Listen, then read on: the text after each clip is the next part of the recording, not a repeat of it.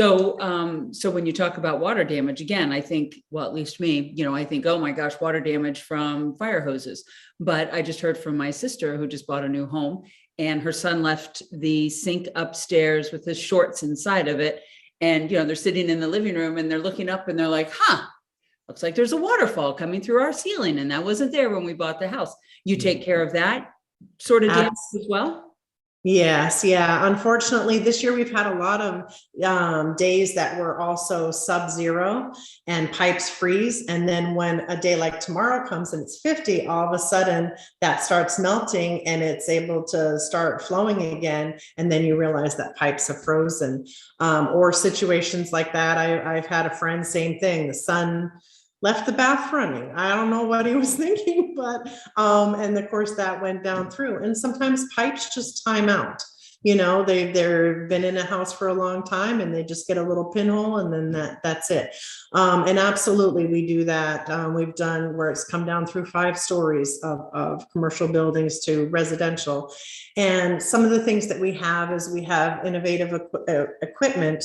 One of the things is called Inject-A-Dry. And hardwood floors, as you know, are expensive, timely to put in and all of that.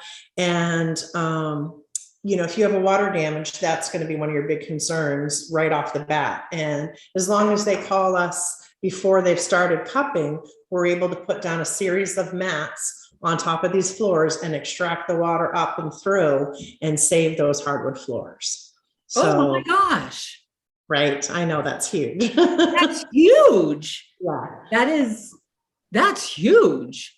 Yeah. We've had situations at schools where they have the hardwood floors because they have the old basketball, that whole room is hardwood floors. So that's not something they want to have to replace. And so if they call us immediately as part of their emergency response plan, we're able to help them get that taken care of. So. Wow. It's a lot. I'm filing all of this away into this little tiny brain. I'm getting rid of all this other junk and I'm putting all this info right in here because that's fantastic. Now, what about, and this is going to happen to anybody who lives in the state of Maine, doesn't matter if you're here for a year or 75 years, your basement's going to flood.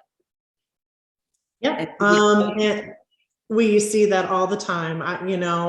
We're one of the few states that has all these basements and, crawl spaces and things like that. And certainly that's stuff that we do. And we see the sewage losses in the basements as well. Especially when we get a lot of rain and stuff, it attacks those systems and then they back up. So if there's a lot of water or other things in the basement, either we call the stool bus or to extract that extra water out. I know. Didn't. There's actually a company called that. That's why I say that. It's so funny. And they'll extract that extra water out of there and then we can clean and disinfect everything in there and then dry that out. So we have obviously huge amounts of dehumidifiers and fans to clean areas out. And then areas where there is concern of mold, we also have air scrubbers, which clean the air to 0.3 microns, which is smaller than a human hair. So when you're talking any of those the air, that's going to draw them in, connect that, to that air filter and push the air out clean and free of those mold spores. So, wow. And then another one of our awesome toys per se. Yes, go right ahead. Okay. is we have what's called the Dragon Mobile Furnace. And so if somebody their heat has been is off because of a fire or water damage and they're waiting on that to be repaired, we can bring in a Dragon Mobile Furnace, which provides heat for that space until those repairs can be made. So obviously the repairman is very happy. He's working in a warm environment, but there's not further damage too, because if you've got water damage and it's that space is left cold, of course, things are just going to freeze and break apart and you're ruining furniture, etc. Right. This way we're able to get in there immediately and start cleaning and taking care of that situation for them. That's wonderful information. That really and truly is. That's fantastic. A lot of really innovative things out there that we've been able to tap into and buy and right. Really helpful. Well, because I think unfortunately, so many people look at a situation like anything that we would call you for, and it just seems like a doom and gloom, but it really sounds like you come in and bring this ray of sunshine of, I know it seems sad, but wait till you see what we do. Absolutely. Well, and that's the thing. I mean, it is, tragic, and they're thinking, oh my gosh, what am I going to do? And how do I, because insurance is something that people buy, but they don't really think much about until they need it. Right.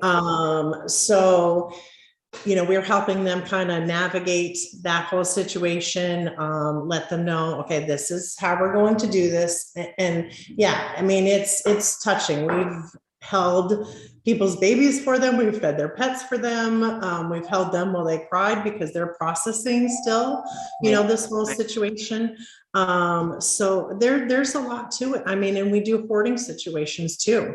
And there's a whole emotional restoration piece with that as well, because they don't understand, we just had Valentine's Day, and we had this happen at a house where it was a cardboard heart that the chocolates had been in, that her husband gave her. It was empty, but they had a water damage, and she hoards. So piles of stuff that all had water damage, mice feces, mold, all kinds of stuff all over. And so we're trying to throw out these things like this, where empty cardboard heart. Okay, well, that's got to go, And she's like, no, it can't. Everything for them, everything, whether it's a pen or what have you, is important.